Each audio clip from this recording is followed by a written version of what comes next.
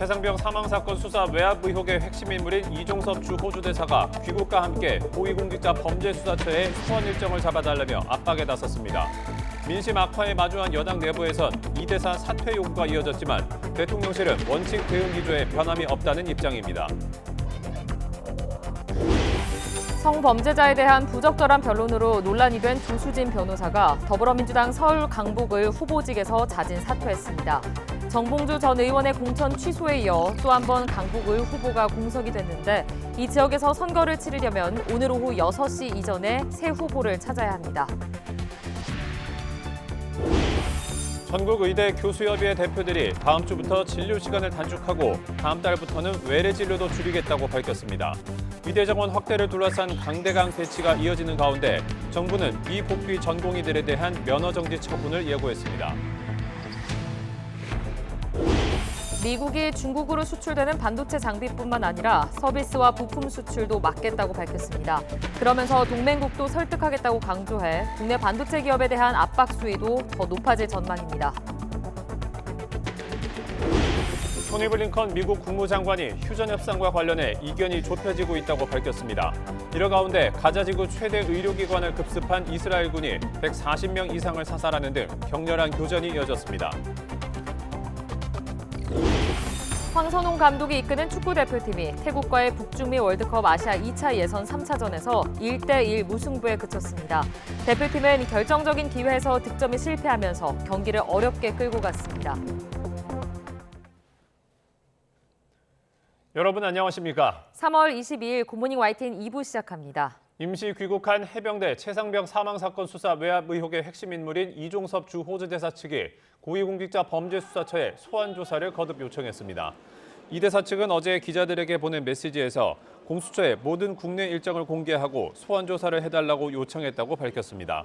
또 군에는 수사권이 없어 법률적으로 수사 외압 자체가 성립할 수 없다며 이는 정치 프레임이라고 주장했습니다. 이어 공수처가 출국 금지를 연장하며 조사가 필요하다고 해왔고 충분한 조사 준비 기간이 있었기 때문에 이번에는 당연히 소환 조사를 진행할 것으로 기대한다고 덧붙였습니다. 이에 대해 공수처 관계자는 피의자 쪽에서 소환을 요청하는 것 자체가 이례적이라면서도 이 대사 측 요청을 검토해보겠다고 밝혔습니다. 더불어민주당은 해병대 최상병 순직 사건 외압 의혹으로 수사받는 이종섭 주 호주대사의 해임과 함께 철저한 수사를 촉구했습니다. 이재명 대표는 선거대책위 회의를 주재한 자리에서 총선 전 특검 처리를 언급하며 공세 수위를 한층 끌어올렸습니다. 직접 들어보시죠. 최상병 국조 그리고 최상병 특검, 이종섭 특검, 쌍특검 1국조 처리를 국민의힘에 강력하게 요구합니다. 협조하시기 바랍니다. 민주당은 총선 전에 본회의에 의원 전원이 참석해 쌍특검 1국조를 처리하겠다는 말씀을 드립니다. 국민의힘은 민심을 민감하게 받들어 이 대사를 들어오게 한 걸 야당이 정치적으로 이용하려 한다고 비판했습니다. 한동훈 국민의힘 비상대책위원장은 민심을 민감하게 받아들여 국민의힘의 뜻으로 이 대사가 귀국한 것이라며 이같이 말했습니다. 이어 우리는 외교 결례를 무릅쓰고 대사를 귀국하게 했다며 정말 문제가 있다면 빨리 조사한 뒤 끝내야 한다고 촉구했습니다. 그러면서 아직도 아무런 준비가 되지 않았다면 총선을 앞두고 공수처와 민주당이 정치질을 한 것이라고 주장했습니다. 처럼 선거가 임박한 시점에 민심이 나빠지면서 국민의힘 안에서도 이종섭 대사 사퇴 요구는 여전히 이어졌습니다. 안철수, 김태호 의원은 흔들리는 민심을 붙잡으려면 사퇴나 경질 같은 보다 강도 높은 조치가 필요하다며 이종섭 주 호주 대사의 사퇴를 요구하고 나섰습니다. 직접 들어보시죠. 한마디로 만시지탄입니다. 그러니까 정말 시기가 늦어서 기회를 놓쳤다고 그렇게 보거든요. 조치가 늦어지면서 오히려 민심의 역풍이 우려되는 그런 상황인 거죠. 그러니까 일단 공수처 수사를 받아서 그 혐의에 대해서 완전히 클리어하게 이렇게 결론이 나와야 됩니다. 만약에 이종섭 대사 스스로가 거취 문제로 또 고민을 한다면은 스스로 고민하고 결단하는 그런 것도 가능하다고 보고 있습니다. 귀국하자마자 사퇴해야 된다고 생각합니다. 사퇴하고 떳떳하게 당당하게 또 수사를 받아야 되고 계급장 다 띄고 받아야 됩니다. 이게 국민의 눈높이입니다. 왜냐하면 지금 상황은 특수 상황이고 절박합니다. 그 한석이 대한민국의 미래를 좌우할 수 있다는 그런 믿음 때문에 정말 그분 개인에게는 안타깝지만은 그런 결단을 내려주셔야 된다고 저는 생각합니다. 과거 성범죄자에 대한 부적절한 변론 등으로 논란이 된 조수진 변호사가 22대 총선 더불어민주당 서울 강북을 후보직에서 자진 사퇴했습니다. 국민이 바라는 눈높이와 달랐던 것 같다며 당에 대한 공격을 멈춰달라고 밝혔습니다. 홍민기 기자가 보도합니다. 민주당 서울 강북을 후보로 공천장을 받은 조수진 변호사가 오늘 새벽 SNS에 글을 올렸습니다. 후보직을 사퇴한다고 선언했습니다. 변호사로서 언제나 의뢰인을 위해 최선을 다했고 국회의원이 되면 똑같은 자세로 강북구 주민과 국민을 위해 일하려 했다며 그러나 국민께서 바라는 눈높이와는 달랐던 것 같다고 밝혔습니다. 자신이 완주하면 선거 기간 논란은 계속될 거라며 당에 대한 공격을 멈춰달라고 덧붙였습니다. 조 변호사는 지난 19일 정봉주 전 의원 공천 취소로 진행된 강북을 전략 경선에서 비이재명계인 지역구 현역 박용진 의원을 누르고 공천받았습니다. 하지만 과거 성범죄 변호 이력으로 논란에 휩싸였습니다. 블로그에 아동 성착취물을 제작한 남성의 변호를 맡아 집행유예 판결을 끌어냈다는 글을 올렸고 특히 초등학생 여아 성폭행범을 변호하면서 피해 아동 아버지가 가해자일 가능성을 언급한 것으로 알려지면서 논란이 커졌습니다. 조 변호사는 변호사로서 윤리규범을 준수했다면서도 국회의원 후보로서 심려를 끼쳤다며 사과했지만 불법 촬영물 N번방 사건을 알린 박지원 전 비대위원장이 공천 취소를 주장한 것을 비롯해 당 안팎에서 비판이 쏟아졌습니다. 이제 와서 악어의 눈물을 보인들 조 후보가 뿌린 폐윤종 망언은 거둬들일 수 없습니다. 일일이 열거하기도 힘든 2차 가해와 성범죄자 변호를 보면 가히 성범죄자 전문 변호인이라 부를 만합니다. 결국 자신을 둘러싼 논란이 선거 결과에 미칠 악영향 등을 고려해 스스로 사퇴를 결심한 것으로 보입니다. 총선 후보자 등록은 오늘 오후 6시까지로 민주당이 강북을 해서 선거를 치르려면 그 이전에 새로운 후보를 찾아내 공천해야 합니다. YTN 홍민기입니다. 총선을 19일 앞두고 여야는 모두 과반 의석 위기론으로 몸을 낮추며 지지를 호소하고 있습니다. 특히 막말 경계령으로 내부를 단속하면서 상대당을 심판해달라고 목소리를 높이고 있습니다. 손효정 기자입니다. 민주당은 최대 153석 이상 확보도 가능할 거란 낙관론을 진화하는 데 애를 쓰고 있습니다. 현재 판세는 우열을 가릴 수 없는 백중세라며 지지층 결집을 강조하고 있습니다. 범야권 의석이 200석을 넘기면 대통령 탄핵이 가능하다고 주장한 박지원 전남 해남 완도진도 후보 등에겐 공개적으로 경고장을 날렸습니다. 과도한 의석수를 자신하거나 또 국민의 눈높이에 맞지 않는 그러한 개인적 언급들이 나타나고 있습니다. 강력하게 경고합니다. 국민의힘은 한 발 더 나가 당 차원의 목표 의석수를 아예 밝히지 않고 있습니다. 수도권 위기론이 불거지기 전 여당이 150에서 160석을 가져갈 거란 장성민 경기 안삼갑 후보를 겨냥해 한동훈 위원장이 근거 없는 전망을 삼가라고 촉구했을 정도입니다. 이종섭, 황상무 논란 등 악재가 잇따라 터진 뒤엔 조심하는 기류가 더 역력합니다. 경기도는 예전부터 지금까지 계속 그렇게 좋지가 않았습니다. 아마도 10석 정도가 될 것이라고 이야기한 바가 있는데요. 그래도 는 겁니다, 지난번보다. 살얼음판을 걷는 상황에서 여야는 상대의 막말 논란을 공략하며 표심을 자극하고 있습니다. 국민의힘은 조수진 서울 강북을 민주당 후보의 성범죄 변호 이력을 이재명 대표의 과거 발언과 연결지으며 공세 수위를 끌어올리고 있습니다. 이재명 대표가 자기 조카가 잔인하게 자기 사귀던 사람의 가족을 죽였던 사안에 대해서 데이트 폭력이라고. 조수진 씨 하나가 특이한 게 아니라 반면 민주당은 각각 부적절한 막말과 5.18 폄훼 논란으로 공천이 취소된 장해찬, 도태우 후보를 문제 삼으며 반격하고 있습니다. 5.18이 북한군이 개입한 폭동이다. 그런 주장하는 사람들을 버젓이 국민의 대표로 공천하기까지 하는 당이 바로 국민의힘이고 여야는 방탄국회, 입법 폭주 심판과 검찰 독재, 무능 정권 심판으로 서로 맞불을 놓으며 선거구도 싸움에도 사활을 걸고 있습니다. 오늘까지 진행되는 후보 등록이 끝나고 대진표가 최종 확정되면 여야의 양보 없는 선거전 열기는 더욱 뜨거워질 것으로 보입니다. YTN 손유정입니다. 류지영 국민연금공단 상임감사가 3월 고위공직자 재산 공개자 가운데 가장 많은 135억 5천만 원을 신고했습니다. 성태윤 대통령실 정책실장은 본인의 서울 개포동 아파트 분양권과 배우자와 어머니의 이촌동 아파트와 건물 등으로 88억 1천만 원을 신고해 두 번째로 재산이 많았습니다.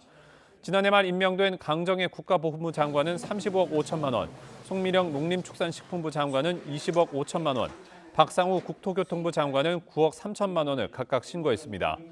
퇴직자 중에서는 김은혜 전 대통령실 홍보수석이 257억 1천만 원을 신고해 재산이 가장 많았습니다. 박성근 전 국무총리 비서실장은 222억 7천만 원, 김대기 전 대통령 비서실장은 재산이 71억 7천만 원이 있다고 적었습니다. 국민의힘 비상대책위원장인 한동훈 법무부 전 장관은 39억 5천만 원을 신고했습니다. 언론인 회칼테러 발언으로 사퇴한 황상무 전 시민사회 수석은 서울 서초구 방배동 아파트 전세권을 포함해 19억 9천만 원을 신고했습니다. 정부 공직자윤리위원회는 오늘 이런 내용을 담은 고위공직자 110명에 대한 재산 등록 사항을 전자관보에 올렸습니다. 전국 의대 교수협의회 대표들이 다음 주부터 진료 시간을 단축하고 다음 달부터는 외래 진료도 줄이겠다고 밝혔습니다. 정부의 의대별 정원 배정에 대한 후폭풍이 거센 상황인데 정부는 전공의들에 대한 면허 정지 처분을 예고하며 강하게 맞서고 있습니다. 김혜은 기자입니다. 전국의대교수협의회가 다음 주부터 병원 교수들의 근무 시간을 주 52시간으로 줄이겠다고 선언했습니다. 다음 달부터는 외래 진료도 최소화할 방침입니다. 의료 공백 사태가 5주째 이어지면서 피로 누적이 심각해 환자의 안전이 위험해질 수 있다는 이유입니다. 정상적인 진료를 불가능합니다. 이런 상황에서 머리가 핑핑 돌고 안전한 진료를 생각할 수밖에 없습니다. 우리가 이 상황에서 생각할 수 있는 건 그게 유일한 겁니다. 25일로 예정된 의대 교수들의 사직서 제출 날짜를 앞당길지는 아직 정해지지 않았습니다. 의대 교수들은 전공의, 의대생 단체부터 의사협회까지 아우르며 머리를 맞대고 있지만 뾰족한 대응 방안은 나오지 않고 있습니다. 일각에서는 정부 대화를 촉구하며 교수들의 사직 철회를 거론하는 주장도 나왔지만 의료계 내부에서 논란만 키우는 데 그쳤습니다. 의사협회는 이후 상황에 따라 의료계 집단 행동이 더 커질 수 있다고 경고하고 있습니다. 여러 번 호소를 했는데도 불구하고 그 호소를 받아주지 않고 있습니다. 여기에 대해서 어떤 앞으로의 사태가 벌어질지는 저희도 예측 불허인 상황이고요. 정부는 토론회를 열어 전공의 수련 환경을 개선하겠다고 약속하면서도 병원에 돌아오지 않으면 다음 주 면허 정지 처분에 나서겠다고 예고했습니다. 다음 주부터 원칙대로 면허 자격 정지 처분을 해 나갈 것입니다. 레지던트를 수료하는 해에 전문의 자격을 취득할 수 없게 됩니다. 의대 교수들이 진료실을 떠나는 대신 진료 시간을 줄이는 방법을 선택했지만 환자들의 피해는 더 커질 수밖에 없는 상황입니다. 줄어든 진료 시간만큼 진료를 보지 못하는 환자나 수술받지 못하는 환자가 늘기 때문입니다. 중증 환자 단체는 정부와 의료계의 강대강 대치 속에 어느 쪽도 환자를 생각하지 않고 있다고 비판했습니다. YTN 김혜은입니다. 비수도권 중심으로 의대 증원 배분을 마친 정부가 전공의 비수도권 배정 비율을 45%에서 더 올리기로 했습니다. 박민수 보건복지부 2차관은 비수도권 전공의 배정 비율을 비수도권 입학 정원 규모에 맞춰 조정하겠다며 의대 정원 비율을 감안하고 현장 의견을 수렴해 지방의 배정 비율을 지속해서 높여나가겠다고 말했습니다. 정부는 지역 의대생들이 해당 지역의 의료기관에서 수련받을 수 있도록 수련 여부를 확인 관리할 예정입니다. 올해 치러지는 입시부터 의대 정원이 2,000명 급증하면서 대학생부터 직장인까지 의과대학 진학에 대한 관심이 높아지고 있습니다. 학원들은 반수생을 위한 수업 개설을 앞당기고 직장인이 다닐 수 있는 전역반을 신설하는 등 입시 업계가 들썩이고 있습니다. 신재원 기자가 보도합니다. 의대 증원 2,000명이 최종 확정되고 대학별 배분까지 마치자 의대 도전을 고민하는 고3 수험생은 물론 대학생들도 크게 늘었습니다. 특히 상위권 대학의 이공계 학생들은 진지하게 반수를 고려하는 분위기입니다. 애초에 의대를 생각하다가 온 친구들이 정말 많아서 이제 증원됐으니까 확률이 높아졌다 보니까 너도 나도 해보려는 분위기가. 입시 학원들이 이런 분위기를 놓칠 리 없습니다. 발빠르게 의대 입시를 위한 N수생반을 늘리고 개강 시기도 앞당기는 방안을 검토하는 학원이 많습니다. 아무래도 지금 현재 대학에 재학 중인 재학생들의 반수가 좀 빨라지지 않을까. 그래서 6월 달이나 7월 달에 개설을 하려고 하는 반수반을 빠르면 한 4, 5월 달부터 좀 조기에 앞당길 가능성이 조금 높다. 의대 입시 도전이 대학생을 넘어 직장인들까지 번지면서 학원들도 발빠르게 대응하고 있습니다. 일부 학원은 퇴근 시간에 맞춰 직장인 준비반을 신설하고 수강료 부담도 낮췄습니다. 공부에 전념할 시간이 상대적으로 적다 보니 당장 올해 합격을 노리기보다 여유를 두고 준비할 수 있는 직장인이 많이 몰렸습니다. 워낙 이분들이 주경내독 해야 되니까 시간이 별로 없잖아요. 이게 인원이 증대했다고 운전면허 시험도 아니고 이게 뭐 그냥 다 되는 게 아니니까 뭐 고등학교 선생님 출신, 수학 강사 출신 이런 분들. 지역 인재 전형이 크게 늘어나는 만큼 의대 공략을 위한 설명회 수요도 크게 늘고 있는 상황. 의대 증원 배분 확정과 동시에 입시 학원가는 그 어느 때보다 분주하게 움직이고 있습니다. YTN 신지원입니다. 마약을 투약한 혐의를 받는 전직 야구 국가대표 선수 오재원 씨가 구속됐습니다. 서울중앙지방법원은 오늘 오 씨에 대한 구속영장을 발부했습니다. 재판부는 오 씨가 도망칠 우려가 있다고 영장 발부 사유를 설명했습니다. 앞서 어제 구속 전 피의자 신문을 위해 법원에 출석한 오 씨는 선수 시절에도 마약을 투약했는지, 또 증거를 없애기 위해 탈색하고 제모한 것이 맞는지 등을 묻는 취재진의 질문에 아무런 답을 하지 않았습니다. 오 씨는 대리 처방을 통해 마약류를 확보하고 실제 투약까지 한 혐의를 받습니다. 배우 이선균 씨의 마약 투약 혐의 수사 정보를 유출한 혐의를 받는 경찰관 한 명이 체포됐습니다. 이선균 씨가 인천청에서 수사받을 당시 인천경찰청장 부속실 소속이었던 인물로 전해졌습니다. 윤홍성 기자의 보도입니다. 경기 남부경찰청 반부패 경제범죄 수사대가 인천경찰청 소속 간부급 경찰관 A씨를 긴급 체포했습니다. 배우 이선균 씨의 마약 투약 혐의 사건 관련 수사 자료를 유출한 혐의입니다. 5시간 동안 인천청을 상대로 압수수색을 벌인 끝에 경찰은 A씨가 수사 자료를 유출한 혐의가 있다고 보고 신병을 확보했다고 밝혔습니다. A씨는 현재 마약 수사와 연관된 부서 소속은 아닌 것으로 확인됐습니다. 이선균 씨가 인천청에서 수사받을 당시에는 인천경찰청장 부속실 소속이었던 것으로 전해졌습니다.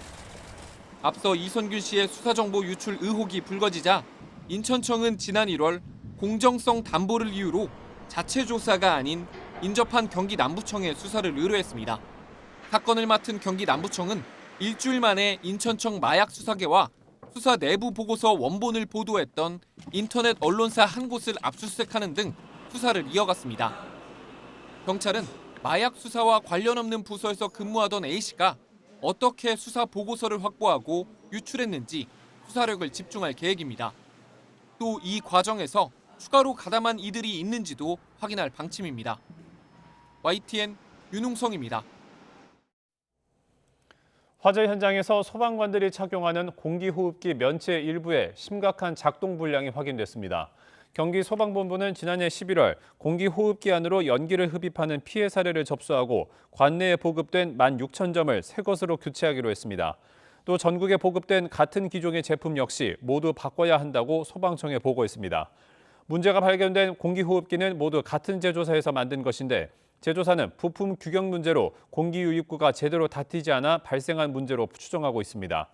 해당 제조사에서 만들어 현장에 보급된 공기호흡기는 모두 76,000여 개로 전체의 58%를 차지하고 있습니다. 부동산 경기 장기 침체와 PF 부실 우려 탓에 건설업계를 중심으로 이른바 4월 위기설이 계속해서 흘러나오고 있습니다. 거듭된 위기설의 금융당국은 PF 대출 부실로 인한 위험은 관리 가능한 수준이며 걱정할 필요가 없다고 재차 강조했습니다. 엄윤주 기자가 보도합니다. 최근 건설업계는 부동산 경기 침체에 따른 깊은 불황의 늪에 시달리고 있습니다. 올해 들어 자진 폐업 신고 건수만 886건으로 10년 만에 최대치입니다. 총선 이후 건설업계를 중심으로 줄도산이 이어질 거라는 이른바 4월 위기설이 나오는 이유입니다. 특히 부동산 PF가 뇌관입니다. 실제로 지난해 말 기준 전체 금융권의 부동산 PF 대출 연체율은 2.7%로 전분기보다 소폭 상승한 것으로 나타났습니다. 대출 잔액 역시 몸집을 불려가는 추세입니다. 다만 금융당국은 PF 대출 부실로 인한 위험은 관리 가능한 수준일 뿐더러 이들의 만기 역시 골고루 분산돼 있다고 거듭 선을 그었습니다. 과도한 우려라는 겁니다. 시스템 리스크 요인으로 작동할 만한 문제가 될 정도의 규모라든가 그런 건설사들의 유동성 위기가 현실화될 가능성은 극히 낮다는 점. 소위 4월 위기설 이런 것들에 대해서는 조금 걱정을 안 하셔도 되지 않을까 그렇게. 그러면서도 금융권과 건설업계를 한자리에 모아 현장의 애로사항을 듣고 대응 방안을 모색했습니다. 먼저 이복현 원장은 사업성이 낮은 사업장의 경매나 공매를 통한 재구조화를 적극적으로 유도하고 현장의 불합리한 관행도 개선하겠다고 약속했습니다. 특히 최근 문제가 되고 있는 일부 금융사의 과도한 수수료나 금리 책정이 합리적인지 들여다보겠다고 강조했습니다. PF 금리와 수수료 등이 대출 위험에 상응하여 공정과 상식의 차원에서 합리적으로 부과되고 있는지를 점검하는 등 건설업계의 금융부담 완화를 위해 노력을 하겠습니다. 금감원은 또 다음 달 안까지 부실 사업장 정리를 위한 사업성 평가 기준을 마련하고 대주단 협약 개편도 추진할 방침입니다. YTN 엄윤주입니다. 미국이 대중국 반도체 수출 통제에 고삐를 쬐면서 반도체 장비뿐 아니라 서비스와 부품 수출 통제도 강화하겠다는 뜻을 밝혔습니다. 지금까지 미국은 한국 반도체 기업들이 대중국 부품 공급에 주도적이었다고 지목해왔습니다. 워싱턴 권준기 특파원입니다. 미 하원 외교위원회 청문회에서 의원들은 대중국 반도체 수출 통제 조치가 제대로 작동하고 있는지 따져 물었습니다. 상무부는 중국이 보유한 반도체 장비가 쓸모없어지도록 서비스와 부품 수출까지 막는 방안을 검토하고 있다고 밝혔습니다. 첨단 반도체뿐 아니라 범용 반도체 생산 장비에 대한 서비스와 부품까지 통제하겠다는 뜻으로 읽힙니다. We're also looking for regard to China, servicing of that equipment that was sent before the controls went into effect, so that we can ossify those tools that they already have. 여기에는 미국뿐 아니라 동맹국도 동참하도록 노력하고 있다고 설명했습니다. We've stopped components going. We're working with our allies to bring them for them to do likewise. 미국 기업에만 반도체 장비 수출 통제가 적용돼 다른 나라 기업이 반사이익을 얻는 문제도 도마에 올랐습니다. 상무부는 미국 기업과 동맹국 기업 간의 동등함을 달성하기 위해 동맹국을 설득하는 데 공을 들이고 있다고 강조했습니다. Making sure that we have parity between U.S. companies and the companies in in our allied nations, so that we're all having similar controls going. 그러면서 최근 한국 반도체 기업들이 중국의 중고 반도체 장비 수출을 중단했다며 매우 중요하고 고무적인 일이라고 평가했습니다. 중국의 반도체 굴기를 막기 위한 미국의 수출 통제 조치가 원천 차단 수준으로 강화되면서 우리 반도체 기업에 대한 압박 수위도 더 높아질 전망입니다. 워싱턴에서 YTN 권중기입니다. 블라디미르 푸틴 러시아 대통령의 대선 선거 승리가 공식 선언됐습니다. 엘라 팜필로바 러시아 중앙선거관리위원장은 현지 시간 21일 선관위는 만장일치로 동의했다. 푸틴이 러시아 연방 대통령으로 선출됐다고 발표했습니다. 푸틴 대통령은 선관위 승인 직후 TV 연설에서 우리나라의 정치, 경제적 과정, 전체적인 결과에 대한 지지라며 누구에게 투표했는지에 관계없이 투표에 참여한 모두에게 감사드린다고 소감을 밝혔습니다. 사흘 선거를 거쳐 5선에 성공한 푸틴 대통령의 공식 득표율은 87.28로 지난 18일 선관위가 발표한 대선 예비 결과 수치와 같습니다. 이는 러시아 대선 역대 최고 득표율 기록입니다.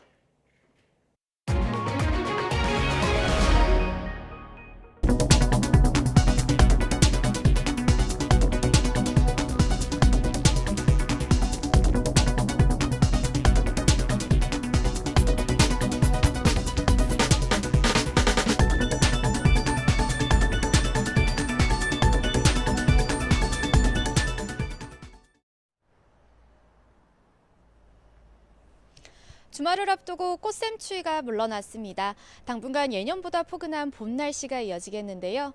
현재 4.1도를 보이고 있는 서울 기온, 한낮에 16도까지 올라 어제보다 4도나 높겠습니다. 다만 일교차가 10도 안팎으로 크게 벌어지겠고요. 오늘 오후부터는 전국에 비 소식이 있다는 점 참고하시기 바랍니다. 오늘은 하늘빛이 차차 흐려지겠습니다. 비가 내리기 전까지는 대기가 무척 건조하겠습니다. 오늘 아침은 어제보다 공기가 부드럽습니다. 현재 서울 기온은 4.1도, 대전 2.4도를 나타내고 있습니다. 한낮에는 서울 16도, 광주 18도까지 올라 어제보다 또 예년보다 높겠습니다. 오후에는 북서쪽에서 비가 시작돼 밤사이에는 전국으로 비가 확대되겠습니다. 비는 내일 새벽에 대부분 그치겠는데요. 그 사이 예상되는 비의 양은 서울 등 중부지방에 최고 40mm, 그 밖의 지역은 최고 20mm가 되겠습니다. 특히 오후부터는 황사가 유입되면서 서쪽 지방은 흑비가 내릴 가능성이 있겠고요. 밤사이 중부지방을 중심으로는 벼락과 돌풍을 동반한 시간당 20mm 안팎의 강한 비가 예상됩니다. 피해 없도록 주의하시기 바랍니다. 남해안과 제주도는 내일 오후에 다시 비가 시작돼 모레 오후까지 이어지겠습니다. 기온은 갈수록 오름세를 보이며 휴일에는 서울 낮 기온이 21도까지 오를 전망입니다. 오늘 해안가와 제주도, 전북 내륙을 중심으로는 초속 20m 안팎의 돌풍이 몰아치겠습니다. 시설물 관리와 안전사고에 각별히 유의하시기 바랍니다. 지금까지 YTN 원희다입니다.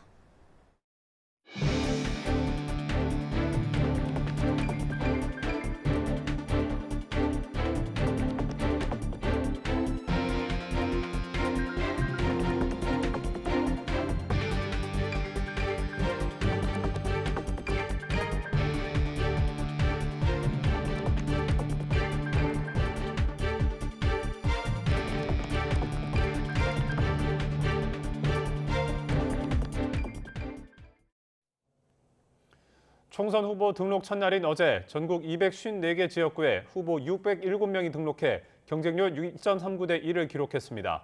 중앙선거관리위원회가 공개한 첫날 접수 결과를 보면 더불어민주당이 234명으로 등록 후보가 가장 많았고 국민의힘은 230명이 등록했습니다. 이어 개혁신당 31명, 진보당 21명, 녹색정의당 17명, 새로운미래 15명 등 순이었고 무소속으로 등록한 후보는 38명이었습니다. 국민의힘 한동훈 비상대책위원장이 총선을 20일 앞둔 어제 강세 지역인 대구와 무소속 후보의 거센 도전을 받는 경북 경산을 찾았습니다. 다음 주 박근혜 전 대통령 예방 사실을 공개하며 보수 지지층 결집에 힘을 실었습니다. 강민경 기자가 다녀왔습니다. 대구를 찾은 한동훈 위원장은 윤재욱 원내대표의 달서울 선거사무소 개소식부터 들렸습니다. 총선 후보자 등록이 시작된 첫날 당 핵심 지도부를 지원 사격한 겁니다. 야당의 도덕성을 문제 삼고 집토끼 결집을 강조했습니다. 범죄자 연대들이 이 나라를 장악하게 될 겁니다. 그거 막아야 합니다. 대구 경북의 힘이 전국으로 우리의 목소리가 퍼져나가야만 이길 수 있습니다. 여러분. 오후엔 김기용 전 통일부 차관의 전략 공천한 대구 중남구를 찾아갔습니다. 5.18 폄훼 발언으로 공천이 취소되자 이 지역에 무소속 출마한 도태우 변호사의 견제 차원이라는 해석이 나왔습니다. 이른바 박근혜 전 대통령의 집사인 유영하 후보가 대구 일정에 동행한 가운데 국민의힘은 다음 주 한동훈 위원장이 박 전 대통령을 만날 거란 사실을 공개했습니다. 전국을 여러분의 마음으로 뒤덮을 겁니다. 저희가 20일 남은 동안 국민의 마음을 얻기 위해서 최선을 다할 것이라는 말씀을 드립니다. 3자 구도가 형성된 경북 경산에선 무소속 최경환 후보에 반해 상대적 열세인 조지현 후보를 지원 사격했습니다. 대구 경북 TK에서 표심 결집에 나선 한동훈 위원장은 오늘은 충남을 찾아갑니다. 상대적으로 부동층이 많은 중원에서 외연을 확장하려는 취지로 보입니다. YTN 강민경입니다. 국민의힘 한동훈 비상대책위원장은 오늘 충남과 경기도를 찾아 표심 공략에 나섭니다. 한 위원장은 오전엔 장동혁 사무총장의 충남 보령 서천 지역구 선거사무소 개소식에 참석해 지지를 호소합니다. 이어 오후에는 경기도 평택에서 열리는 제9회 서해 수호의 날 기념식에 간 뒤 경기도 광주로 이동해 함경우 황명주 후보를 지원합니다. 더불어민주당 이재명 대표는 후보자 등록 시작일인 어제 전통적 지지 기반인 호남을 찾았습니다. 최근 조국 혁신당의 약진을 의식한 듯 일당은 민주당이 돼야 한다며 위성정당의 표를 몰아달라고 호소했습니다. 이준엽 기자입니다. 민주당 이재명 대표와 선대위가 한 달 반 전 선거제 결단을 내렸던 광주를 다시 찾았습니다. 그 산물인 비례 위성정당 선대위와 함께했는데 최근 상승세가 두드러진 조국 혁신당을 향해 또다시 견제구를 날렸습니다. 중요한 것은 일당이 반드시 더불어민주당이 돼야 된다. 더불어민주당이 과반수를 독자적으로 해야 효율적인 신속한 의사결정, 강력한 입법 추진, 국정감시가 가능하다.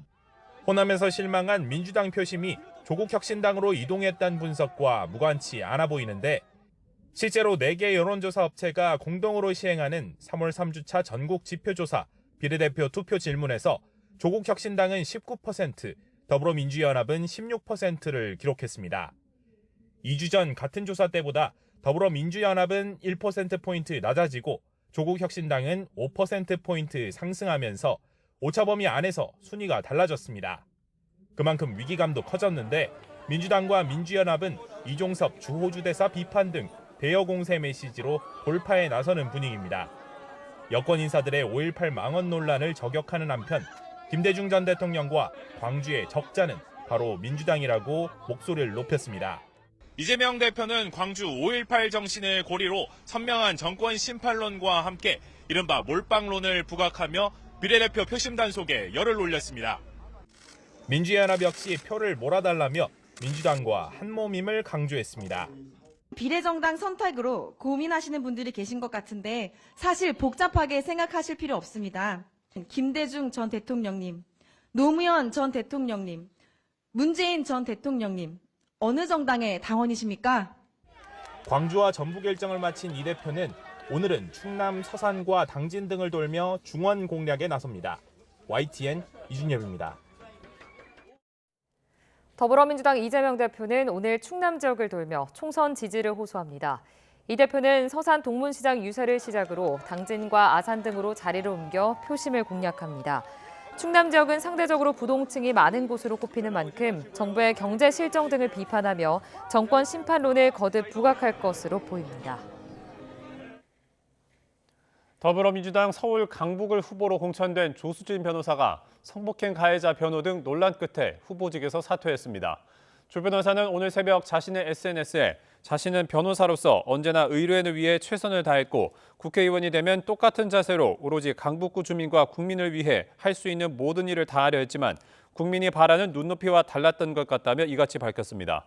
이어 자신이 완주한다면 선거 기간 논란은 계속될 것이라며 더 이상 당에 대한 공격을 멈춰달라고 덧붙였습니다. 앞서 조 변호사는 정봉주 전 의원 낙천으로 진행된 서울 강북을 전략 경선에서 현역인 박용진 의원을 상대로 승리했지만 과거 미성년자 성폭행범 등을 변호한 이력 등으로 논란이 됐습니다. 대장동 50억 클럽 의혹을 수사하는 검찰이 권순일 전 대법관에 대한 강제 수사에 나섰습니다. 서울중앙지방검찰청은 어제 변호사법 위반 혐의를 받는 권 전 대법관의 사무실에 검사와 수사관을 보내 관련 자료 등을 확보했습니다. 권 전 대법관은 대한변호사협회에 변호사로 등록하지 않고 김만배 씨가 대주주인 화천대유 고문으로 활동하며 1억 5천만 원을 챙긴 혐의를 받습니다. 또 더불어민주당 이재명 대표의 공직선거법 위반 사건과 관련한 재판거래 의혹에도 연루돼 있습니다. 여당의 위성정당인 국민의미래 비례대표 공천에서 탈락한 주기환 전 국민의힘 광주시당 위원장이 신설된 대통령실 민생특보로 전격 임명됐습니다. 친윤 핵심 이철규 의원이 한동훈 지도부에 직접 추천했던 인물인데 대통령실은 민생과제 발굴을 발탁 사유로 설명했습니다. 박광열 기자가 보도합니다. 윤석열 대통령이 장관급 민생특별보좌관 직책을 새로 만들고 주기환 전 국민의힘 광주시당 위원장을 임명했습니다. 주 전 위원장이 국민의힘 위성정당의 비례대표 후보에서 사퇴한 지 사흘, 최종 배제된 지 하루 만입니다. 공지부터 수여식까지 20여 분 만에 일사천리로 임명 절차가 진행됐습니다. 위촉장 주기환 대통령 민생특별보좌관의 위촉함 2024년 3월 21일 대통령 윤석열. 대통령실 고위 관계자는 YTN에 민생과제 발굴과 호남 민심 배려, 정책 등에 대한 호남 요구 수렴 등이 주요 배경이라고 설명했습니다. 검찰 수사관 출신인 주 전 위원장은 지난 2003년 광주지검을 시작으로 윤 대통령과 근무하며 인연을 맺은 측근으로 분류됩니다.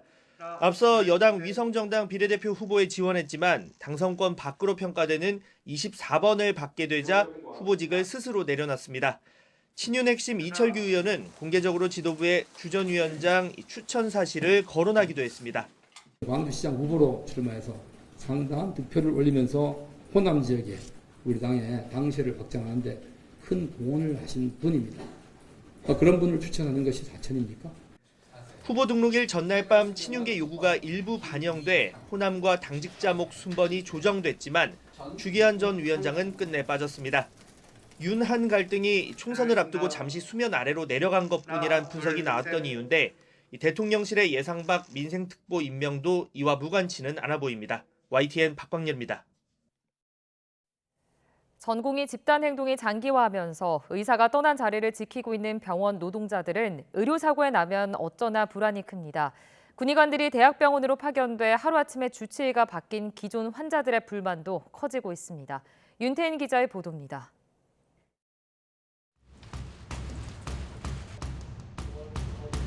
정부의 의대 증원 계획에 반발해 시작된 의료계 집단 행동이 어느새 한 달째 이어지고 있습니다. 빅5 병원인 서울대병원 본원은 전체 56개 병동 가운데 7개 병동이 폐쇄 통합됐습니다. 의료 공백으로 상급 병원들이 비상경영 체계에 돌입하면서 무급 휴가 권유가 늘어났습니다. 무급 휴가를 가고 싶지 않다고 하니 그럼 생전 배우지도 못하는 다른 병동에 가서 일을 하라고 말하고 있습니다. 간호사들이 일하던 병동이 폐쇄되자 충분한 교육도 없이 낯선 업무 환경으로 옮겨지고 있다는 하소연도 잇따릅니다. 만약 의료사고라도 발생할 경우 자칫 법적 책임을 지면 어쩌나 불안이 큽니다. 업무 과중으로 인한 육체적 고통뿐 아니라 자신의 행위로 인한 문제 발생 시 법적 책임 등으로 인한 불안감 등으로 심리적 고통을 토로하고 있다. 환자들 불안도 가중되고 있습니다. 부족한 상급병원 의사를 채우기 위해 정부가 군의관과 공중보건의를 파견하면서 국군 수도병원에 입원한 환자들 주치의가 바뀌게 된 겁니다. 서울 삼성병원으로 가셔야 된다고 그렇게 명령을 부름을 받았다고 이렇게 말씀하셔서 저희가 진짜 너무 놀랐습니다. 언제든지 부름을 받고 가야 됩니다 하는데 너무 그 참담한 심정이어서. 정부의 의대 증원 계획 발표로 의대 교수들마저 사직하겠다는 입장을 낸 상황. 의협과 정부의 강대강 대치에 환자들 피해에 대한 그 어떤 대책도 없다며 환자 단체 우려는 갈수록 커지고 있습니다. YTN 윤태인입니다. 비수도권을 중심으로 의과대학 학생 수를 늘리기로 했지만 정작 수련할 병원은 수도권에 몰려 있다는 점이 문제로 지적되고 있습니다. 정부는 지역 국립대 병원 등 거점 의료기관에 집중 투자해 수련 여건을 개선한다는 계획입니다. 조용성 기자가 보도합니다. 지난 10년 동안 지방의대 졸업생 19,000여 명 가운데 수도권 수련병원에서 인턴 과정을 밟은 비율은 46.7%. 지방에서 의대를 나와도 전공의 수련은 절반가량이 수도권 병원에서 한다는 얘기입니다. 그런데 지방의대 정원이 2배 이상으로 늘어나게 되면서 지역의 수련병원 부족 문제가 과제로 떠올랐습니다. 지역의대를 나와도 수련병원을 찾아 수도권으로 가거나 수련을 마친 의사들도 대도시로 떠날 수밖에 없는 현실이 문제라는 지적입니다. 의사들이 거기에 남아서 일을 할 수 있는 사회적 기반이 갖추어져야 되지. 그냥 지방대 의대만 왕창 늘렸다고 해서 의사들이 절대 지방에 남아있지 않을 겁니다. 정원 급증으로 인한 교육 여건 부실 우려도 큽니다. 정부는 일단 국립대 병원을 전문의 중심으로 운영되도록 오는 2027년까지 교수를 1,000명 넘게 뽑기로 했습니다. 지역에서도 양질의 의료 수준을 갖춰 환자와 의료진의 수도권 쏠림 현상을 막겠다는 겁니다. 의대생 수가 늘어나 해부 실습이 제대로 이뤄지지 않을 것이라는 지적에 대해서는 해외에서 들여온다는 계획까지 내놨습니다. 활용되지 않는 카데바가 또 400구가 있기 때문에 그런 부분들을 활용하고요. 만약에 그렇게 해도 부족한 것 같다 그러면 이 부분은 수입도 고려할 수 있습니다. 정부는 지역 거점 국립대 병원을 빅5 병원 수준으로 끌어올릴 구체적인 방안을 논의하기 위해 다음 달 의료개혁 특별위원회를 구성합니다. 지역에서 수련받고 지역 의료기관에서 일할 만한 여건을 갖출 수 있는지 여부가 위태로운 지역 의료의 생사를 결정지을 것으로 보입니다. YTN 조용성입니다.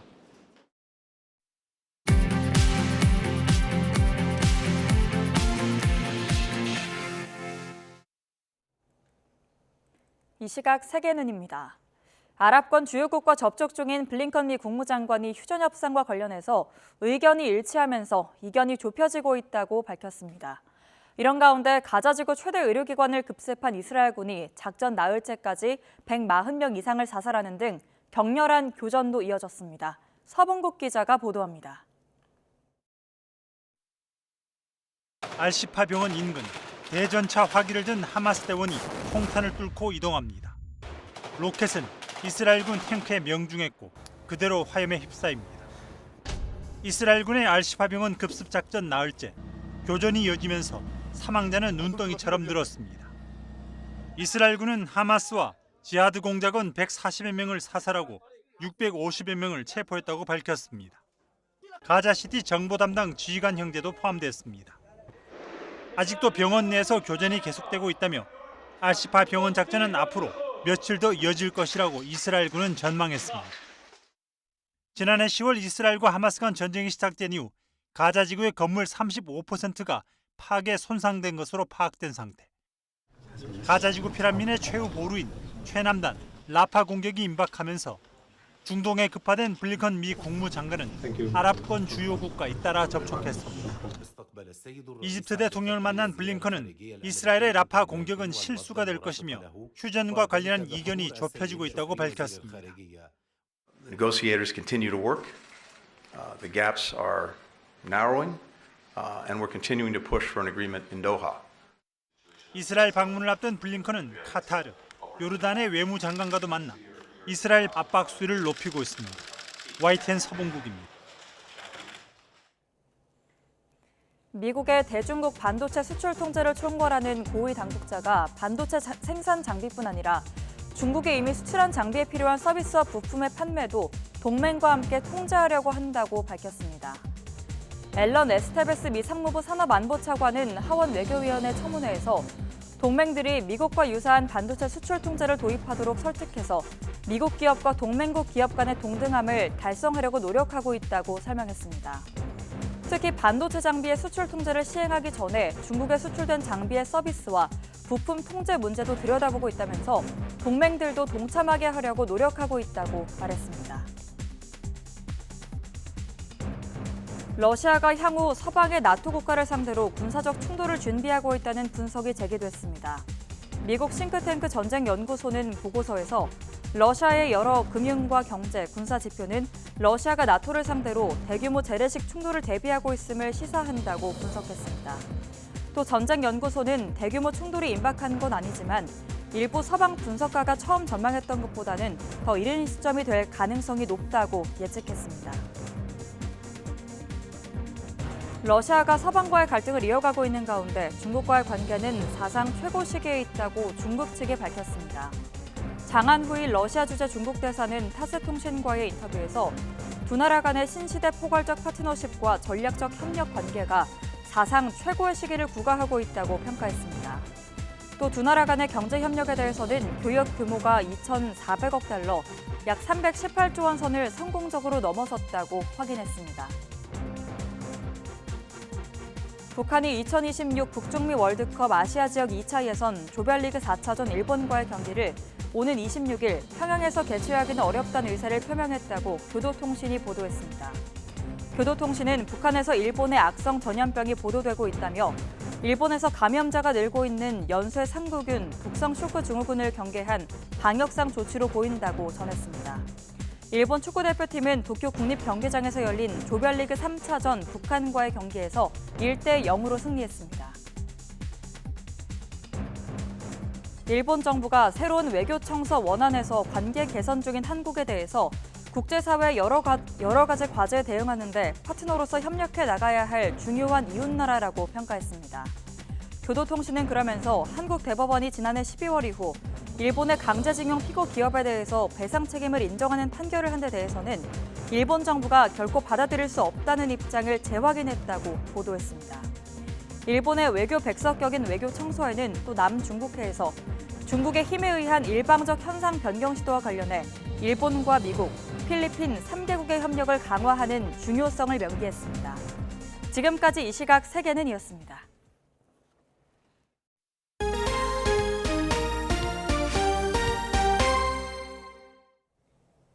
수도권 30분대 출퇴근 시간대가 코앞으로 다가왔습니다. 네, 수도권 광역급행철도 GTX가 다음 주 토요일인 오는 30일 수서에서 동탄 구간에서 첫 선을 보이는 가운데 요금은 3, 4천 원대로 최종 책정됐습니다. 차유정 기자입니다. 오는 30일 개통 예정인 GTX-A 전동차와 역사가 산뜻하게 단장을 하고 승객 맞을 준비를 마쳤습니다. 수도권 서북부, 동남부와 서울 사이의 접근성을 높여줄 GTX-A 노선은 수서에서 동탄 구간에서 첫 선을 보입니다. 전체 길이 34.9km로 수서와 성남, 구성, 동탄 등 4개역이 있는데 6월 말로 개통이 지연된 용인 구성역을 빼고 당분간은 3개 역에서 정차합니다. 나머지 구간인 운정에서 서울역은 올해 하반기 개통 예정이고 중간 구간인 서울역에서 수서는 오는 2028년 완전 개통을 목표로 공사가 진행 중입니다. 핵심은 길바닥에서 낭비하는 출퇴근 시간을 획기적으로 줄일 수 있다는 점. 속도가 일반 지하철보다 2배 넘게 빠릅니다. 출퇴근 시간대 수서에서 동탄까지 가려면 버스로 90분이 걸리는데 GTX를 타면 단 19분으로 단축할 수 있습니다. 8량으로 구성된 열차 5대가 실에서 20분 간격으로 다니며 최대 1,062명의 승객을 나를 예정입니다. 90분과 70분에 대비해서 GTX-A는 20분에 이르기 때문에 50분과 70분 단축돼서 적어도 79% 이상의 시간 단축 효과를 기대하고 있습니다. 기본요금은 3,200원으로 책정됐습니다. 여기에 10km가 지나면 5km마다 거리요금 250원이 붙어 최소 3,450원, 수서에서 동탄 구간은 4,450원이 됩니다. 수도권 버스와 전철로 갈아탈 때 환승 혜택도 받을 수 있습니다. 같은 수서 동탄 구간을 운행하는 SRT가 GTX와 비슷하게 17분 정도 걸리는 점을 감안하면 기본 요금은 훨씬 낮은 수준이며 여기에 각종 할인 프로그램 등을 활용하면 더욱 저렴하게 이용할 수 있게 됩니다. SRT와 지하철 3호선, 수인 분당선, 경강선 등 철도와 지하철로 3분 안에 환승이 가능한 것도 장점입니다. 2004년, 20년 전에 KTX가 개통한 만큼의 우리 생활에 큰 변화를 가져오리라 생각합니다. KTX가 지역 간의 교통혁명을 가져왔다면 GTX의 개통은 오늘날 매일매일의 일상교통의 혁명을 가져오리라 생각을 합니다. 다만 열차 간격이 20분으로 한 번 놓치면 낭패를 볼 수 있어 택시 등 대중교통과 접근성을 향상시킬 방안은 필요해 보입니다. 또 화재 등에 따른 안전 문제에 대한 우려도 제기된 상태. 관계당국은 특별 피난계단 설치와 촘촘한 소화기 배치, 연기 흐름을 고려한 비상등 유도 등 다중의 안전장치를 확보했다는 점을 강조했습니다. YTN 차유정입니다. 당분간 예년보다 포근한 봄 날씨가 이어지겠습니다. 크게 벌어지는 일교차만 조심하시면 되겠는데요. 현재 4.1도를 보이고 있는 서울 기온 한낮에 16도까지 오르겠고요. 일요일에는 서울 낮 기온이 21도까지 크게 오르겠습니다. 다만 비 소식이 잦겠습니다. 오늘 오후에는 북서쪽에서 비가 시작돼 밤 사이에는 전국으로 비가 확대되겠습니다. 내일 새벽까지 중부지방에 최고 40mm, 그 밖의 지역은 최고 20mm의 비가 예상됩니다. 오후부터는 황사가 유입되면서 서쪽 지방을 중심으로 황사비가 내릴 가능성이 있겠습니다. 밤 사이에는 중부지방에 벼락과 돌풍을 동반한 강한 비가 집중되겠습니다. 또 해안가를 중심으로는 바람이 강하게 불겠습니다. 피해 없도록 주의하시기 바랍니다. 오늘 아침은 어제보다 공기가 부드럽습니다. 현재 서울 기온은 4.1도, 대전 2.4도를 나타내고 있습니다. 한낮에는 서울 16도, 대전 18도, 광주 18도까지 크게 오르겠습니다. 날씨였습니다.